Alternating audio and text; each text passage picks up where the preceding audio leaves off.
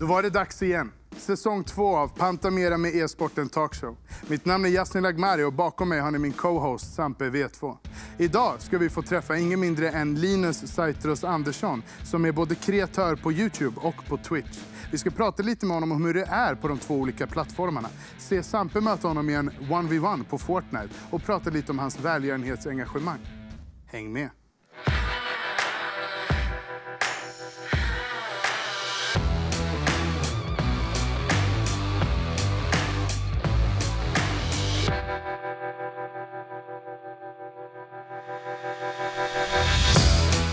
Välkommen in, säsongens första gäst, Linus Saitros Andersson. Tjena. Kul att ha dig här. Tack. Välkommen, Tjena, välkommen.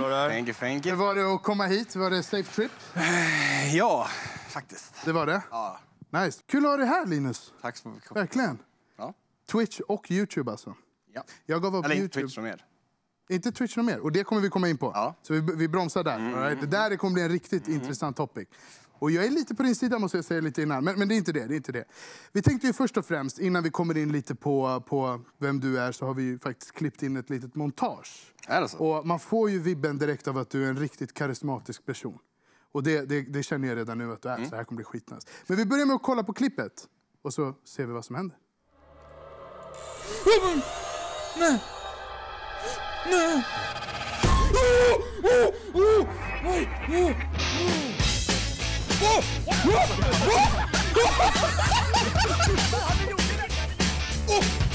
Oh my god!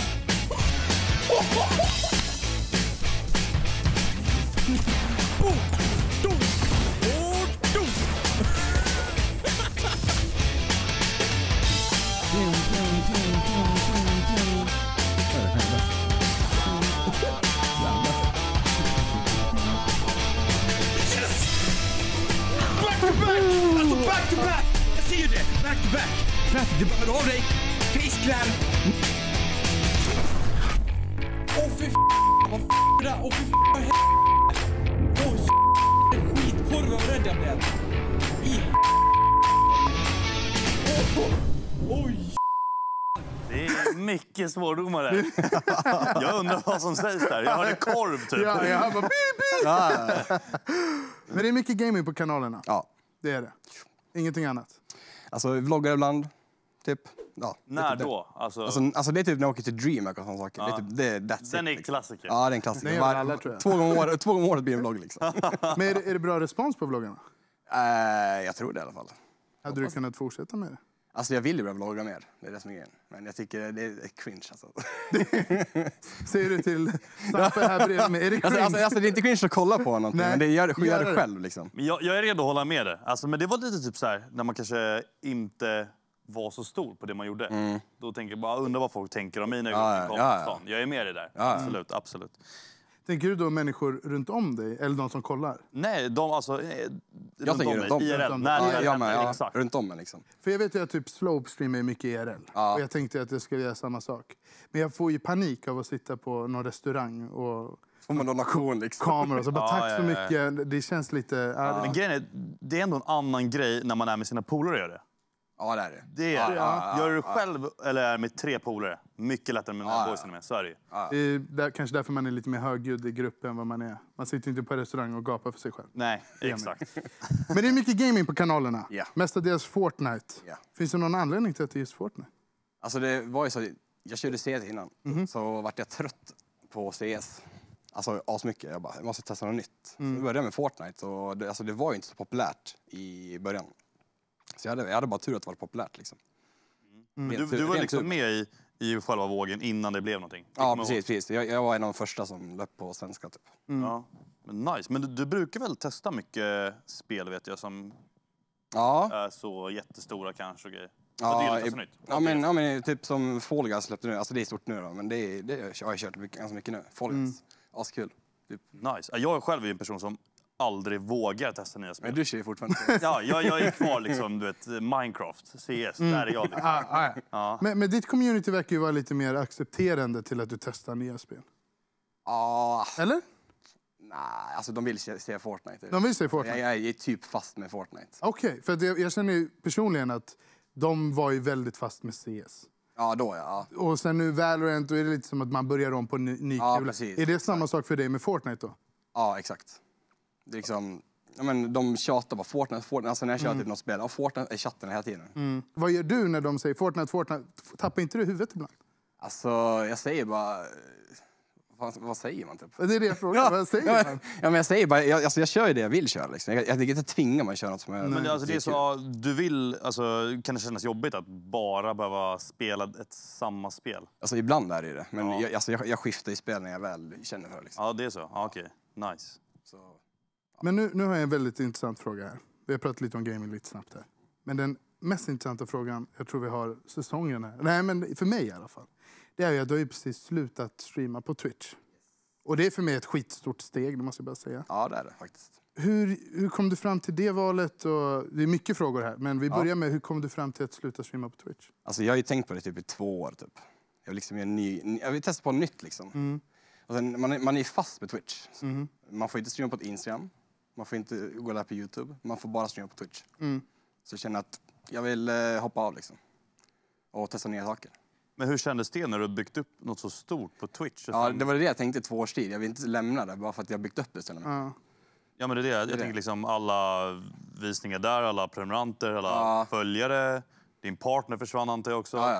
Men vad var det som liksom... Det tog ju ändå 2 år att komma fram till. Ja, jag satt och funderade skitlänge. Men vad var det som gjorde att okej, men nu drar jag? Jag bara gjorde det. Du bara gjorde det? Ja, jag bara gjorde det. Men var det någonting du tog rådgivning av med familj och vänner? Ja, jag frågade några vänner om jag skulle gå över. Alltså jag ångrar att jag inte gick över för 2 år sedan. Alltså. När jag hade den största hypen i Fortnite. Då. Ja, du tänker så. Men hur har det varit att komma över till YouTube? Har det blivit bättre, sämre? Jag tycker det har gått bättre. Alltså chatten är mycket mer hypad än vad det är på Twitch. Det är så? Men det är mycket yngre tittare. Okej. Ja. Men jag tänker Fortnite är väl ändå också ett spel där det är yngre? Ja, det är det. Så att jag menar, det måste inte bara betyda att det är på grund av YouTube. Alltså det är ju ganska yngre tittare på YouTube. Det är det. Men bortsett från typ så här, mer hype i chatten och så vidare, vad är det som är bättre med att streama på YouTube mot Twitch?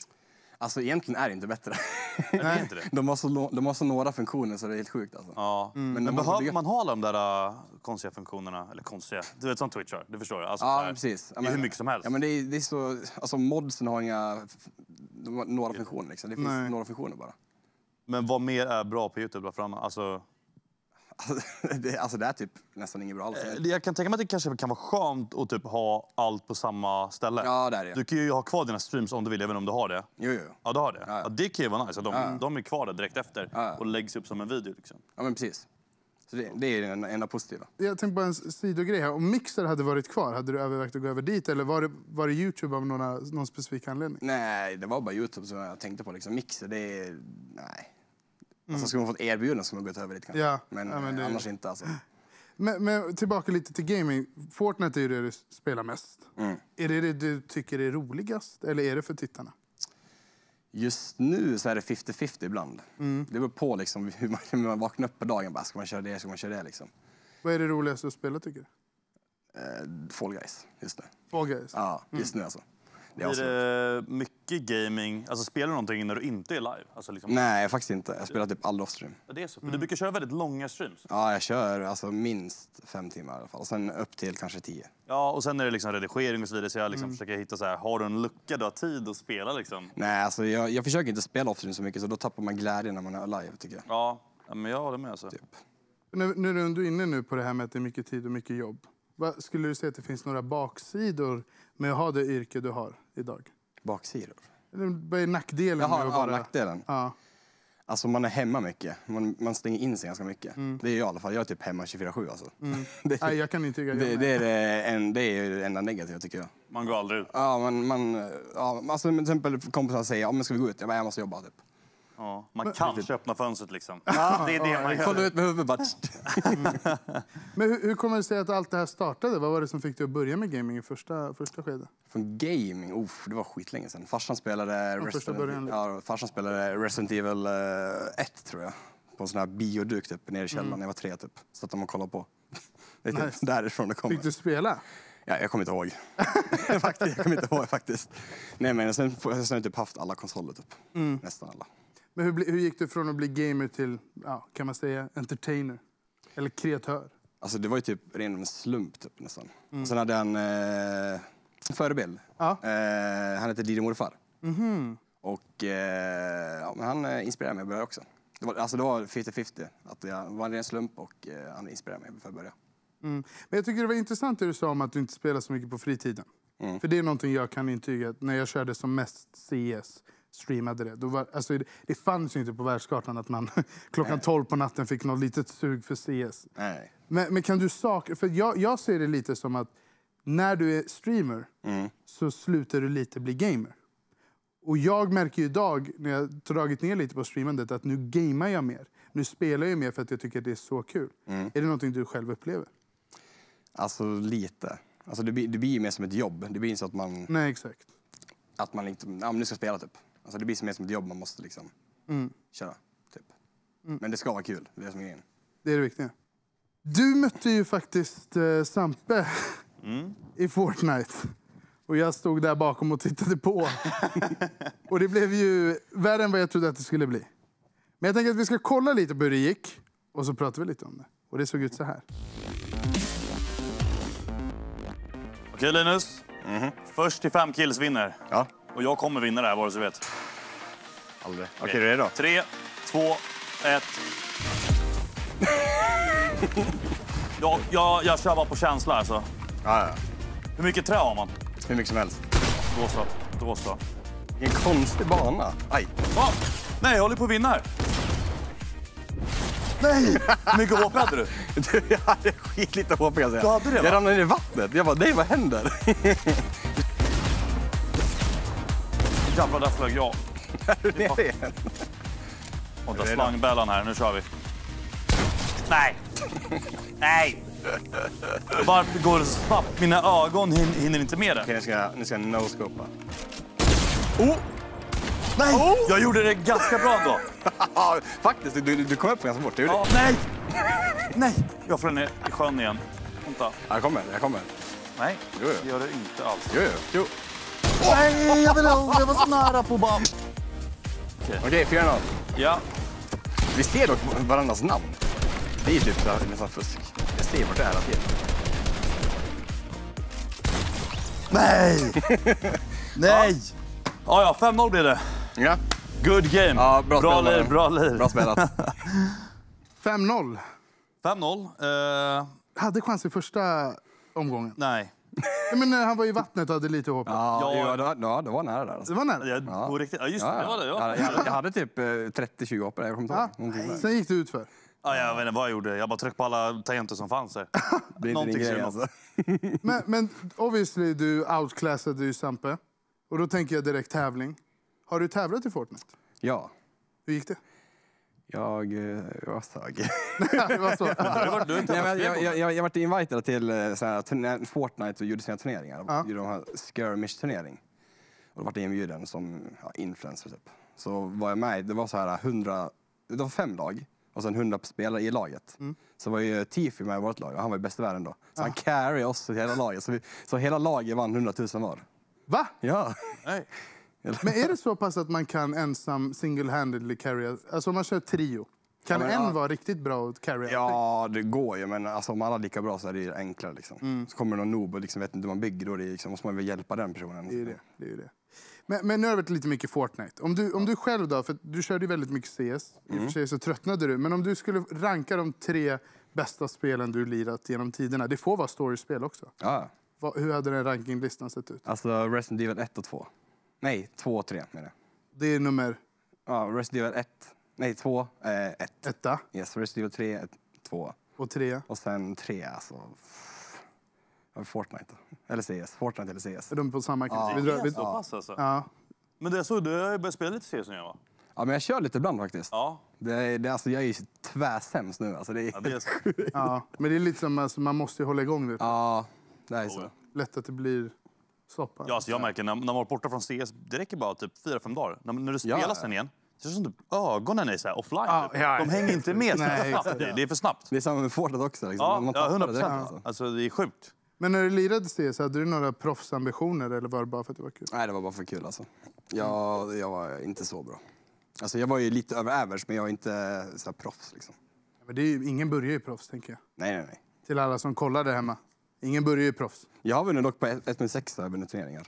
Är det så? LAN-turneringar, ja. Och då tror de att jag fuskar också när jag vann. Ja, det är det jag menar, du har ju det i dig. Så det hade kunnat bli något. Ja. Men alltså, hade det varit en dröm kanske att vara CS-proffs? Nej, alltså nej. Jag tycker YouTube är roligare. Alltså, Fortnite-proffs då? Nej. Nej, alltså, jag vill inte satsa på att bli proffs. Alltså. Jag pallar inte sitta och träna i 8-10 timmar. Liksom. Jag har inte tid med det. Nej. Men samtidigt, lite det Sampe var inne på innan, att du har ju ibland stream sessions som varar upp till 12 timmar. Ja, Sen ska du editera och göra en massa saker. Ja. Känner du någon gång att du kan koppla bort och koppla av, eller är du alltid online? Eller? Alltså, det känns som man jobbar 24/7 tycker jag i alla fall. Alltså, du får ju aldrig ledigt. Men det får man egentligen. Alltså, jag har ju en redigerare som hjälper mig ibland. Jag har ju mina familjer också. Så man får ju lite ledigt på det sättet. Men jag tänker lite framtid här, bara spontant. Jag tror att YouTube kommer finnas för evigt, eller hur går tankarna där? Ja, jag tror YouTube kommer finnas. Alltså, det kommer slut tv, tror jag. Du tror det? Ja, jag tror det. För vi var på såna här YouTube, vad är det? Inte mässa, men typ så här presskonferenser eller vad det var. Och då vi jämförde de TV4 och YouTube så här procentuellt på tittarsiffrorna. Då låg YouTube 2% efter. Oj. TV4. Okej, så det är inte långt alls? Nej. Men det jag tänker är med det här med YouTube, det är ju det här. Jag fortsätter komma tillbaka till det. Att man konstant är aktiv, right? Men när du personligen inte gör någonting, när du vilar eller vad det nu kan vara. Känner du dig avslappnad då? Ibland. Alltså jag har inte haft semester på 7 år kanske. Nej. Alltså en riktig semester. Kanske en typ. Men annars, nej alltså. Det är olika, det beror på hur dagen har varit. Är det så att du tänker på nästa video? Ja, men precis. Man tänker så här, statistik, allt sånt där liksom. Ja. Man tänker sånt hela tiden. Ja. Men det ska man inte göra egentligen. Men man tänker liksom, vad ska jag nästa video, vad ska jag göra liksom.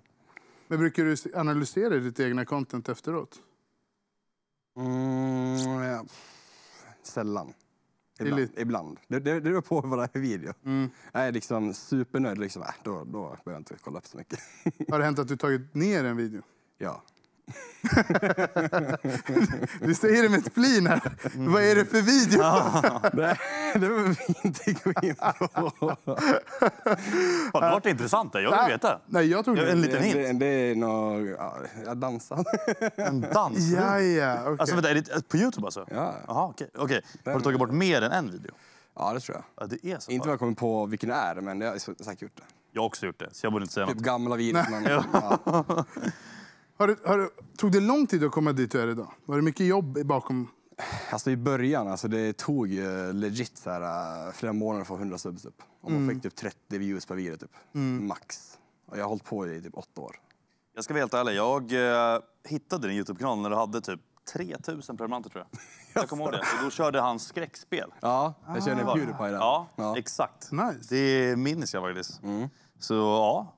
Blir inte du genuint rädd när du kör skräckspel? Jo, jag är skiträdd för skräckspel. Men varför fortsätter du? Ja, men det är adrenalinet man får liksom. Det är kul. Och sen tittarna tycker jag också är kul. Ja, jag har aldrig klarat av det där. Jag brukar dra av en hörlur när jag brukar köra. Ja, du brukar göra det. Ja. Men alltså, det jag brukar göra när jag spelar skräckspelet, jag släcker ner hela rummet, släcker alla lampor. Ja. Jag gör det så läskigt som möjligt. Det är samma. Alltså, jag vill inte släcka lampor för då blir det så dålig kamera. Ja, jag tänker så. Content. Gotta think about the content here. Men ja. Jag håller med, det är läskigt. Ja. Nej, för jag personligen. Alltså det är som du säger, man släcker ner, man gör det läskigt. Men det är första jumpscaren, sen är det stänga av. Alltså det går inte. Alltså det går. Kör VR en gång då. Alltså, nej, jag har faktiskt aldrig testat VR. Jag har gjort det. Ja. Nej. Är det skräck i VR? Ja, det finns mycket som helst. Nej. Jo. Det där är ju bara creepy. Nej, alltså jag kan inte. Det är det handlar om. Det handlar inte om att jag vill eller inte. Jag kan inte. Så eloge till dig som ändå fortsätter göra det. Alltså. Det är sjukt. Och nu till någonting helt annat. Vi har en liten följetong här i programmet där tittarna skickar in sina fördomar gentemot våra gäster. Och idag är det du. Så du får bekräfta eller dementera det jag läser upp och det vi kommer se på skärmen. Och se om de stämmer eller inte. Första fördom. Du har en hemlig dröm om att du skulle fått spela Tormund i Game of Thrones. Den rödhåriga skäggiga norrmannen. Det säger sant eller falskt? Ja, alltså är det sant eller är det falskt? Falskt. Det är falskt. All right. Nummer 2. Du älskar det du gör, men är egentligen ganska blyg. Ja, jag är blyg. Du är blyg. Ja, men alltså mina vänner säger inte att jag är blyg, men jag är blyg. Alltså, speciellt mot tjejer, så jag är blyg. Men det, jag med. Alltså, jag kände det hela min, liksom, från att jag gick i 6:an till typ 3 på gymnasiet. Det var ju först efteråt som man lite mer vågade. Det är skillnad att streama liksom. Där kan man hypa. Jag ser ingen människa där. Nej, det är en kameraläns. Eller hur? Ah, som man kommer igenom man bara... Ja, exakt. Men den stämmer alltså. All right. Ja. Nummer 3. Sova? Frågetecken. Det görs i så fall bäst på dagen. Sant. Det är sant. Ja. Men har det med att du har bättre tittarsiffror på kvällarna eller är det bara att du är en nattuggla? Alltså nattuggla och när man jobbar på natten så stör ingen. Nej, du tänker så. Jag håller med. Du håller med? Jag håller med. Du känner det är ingen som skriver och håller på liksom. Då kan man bara jobba liksom. Klara grejerna. Men nu till någonting helt annat. Välgörenhet. Ja. Du är väldigt aktiv inom det, speciellt Barncancerfonden. Och du hade en liten dokumentär som vi har snott lite klipp ifrån för att kolla lite innan vi fortsätter prata om det. Och det ser ut så här. Nej men sen så upptäckte jag en YouTuber som heter Didi Morfar och han gjorde ganska så mycket skräckvideos och gjorde mycket så charity-grejer tillsammans med olika så organisationer. Hello barnbarns, hello YouTube! Så jag tänkte liksom, jag också göra det. Jag också liksom uppnå med den liksom nivån och kunna göra sådana saker. Det har jag också gjort. Jag har gjort så här för Barncancerfonden, gjort för Musikhjälpen, jag har gjort massa andra lite charity-grejer som är ganska bra att göra. Så jag känner att jag tycker att om man liksom är känd, eller lite känd, har liksom följare, då tycker man att man ska utnyttja den positionen genom att göra sådana saker typ. Och liksom försöka få in pengar till någonting som är bra. Men det var typ via Didi Morfar lite grann att jag började för att han gjorde bra saker. Och sen mest var det liksom som en slump. Och sen var det liksom roligt när man väl höll på med det på samma gång. Jag håller helt med dig. Jag skulle bara ärligt säga att jag har inte varit så bra på det där välgörenhetsgrejen faktiskt. Men jag vet att du är jävligt bra på det. Men hur kommer det sig? Hur börjar engagemanget? Vart kommer det ifrån? Nej, det är ju det jag sa i videon. Didi Morfar gjorde mycket välgörenhet. Jag känner att varför kan inte jag göra också? Alltså jag vill liksom göra det han gjorde. Ja. Så why not liksom. Men du har ju kört väldigt mycket olika typer av charity streams. Men det har varit mestadels har det varit för Barncancerfonden om jag inte har fel. Ja. Varför just det? Nej, alltså jag tycker alltså när barn drabbas liksom av cancer, de är ju så unga liksom och drabbas av cancer, det tycker jag inte är så bra. Nej, jag är med dig. Så då, alltså det är därför. Jag tycker det är en bra organisation att jobba med. Har du engagerat dig i någonting annat än Barncancerfonden? Måste tänka.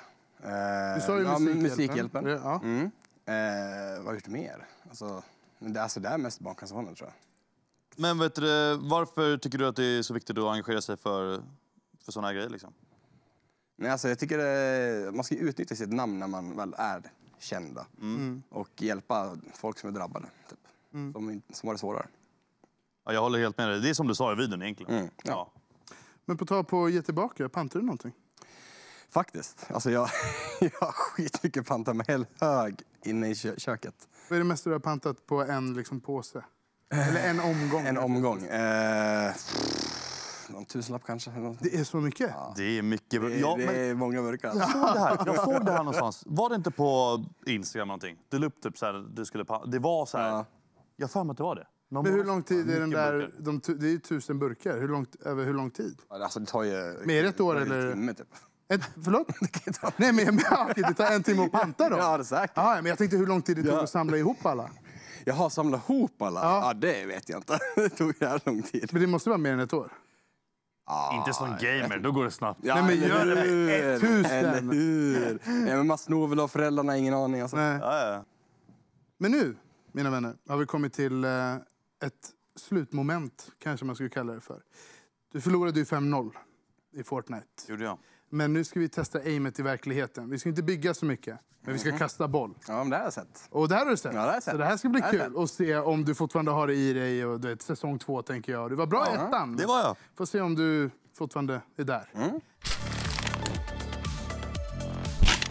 Då var vi här, mina vänner. Bollkastmomentet. Ett av de roligare momenten i det här programmet, skulle jag vilja säga. Reglerna är väldigt simpla. Ni får hålla i korgen. Ni ska kasta så många bollar ni kan på 30 sekunder i den där lilla korgen där borta. Den som vinner, där blir varje boll värd 100 kronor som vi sen kommer att skänka till Pantamera-bössan i Musikhjälpen senare i år. Så det är skitkul. Varsågoda, ta upp bollkorgen. Jag kommer att dirigera tiden här så ni kommer att höra hur mycket tid det är kvar. Är ni redo? Ja. Är ni laddade? Jag tror det. Jag tror Sampe bara förlorade en gång förra säsongen om jag inte missminner mig här. Så han är en stark kandidat, Citrus. Ja. Men vi kör. Jag hoppas på dig i alla fall. Jag hoppas på dig. Jag måste göra. Vad fan ska jag säga? Grön boll. Tur. Hur som helst. Vi börjar om 3, 2, 1, go! Det börjar svagt för båda. Fast det oj. Citrus har kollat på det här innan.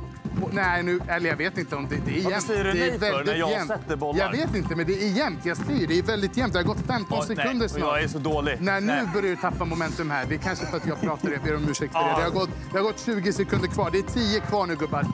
10 kvar och det ser ut som att Citrus håller på att totalt vinner. 4, 3, 2, 1... Och det kör! Och det kör! Nej! Och det är 15! Jag vet inte.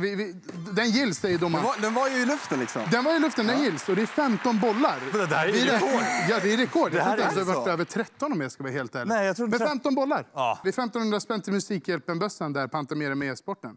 Skittrevligt. Tack så jättemycket, Linus, för att du kom hit. Tack själv. Och till er där hemma, tack så jättemycket för att ni kollade på ännu ett avsnitt av Pantamera med e-sporten talkshow. I nästa avsnitt så träffar vi ingen mindre än Julian och Kiran och pratar lite om hennes karriär, Showdown Summer-vinsten och ser Sampe möta henne i en 101. Så vi ses då.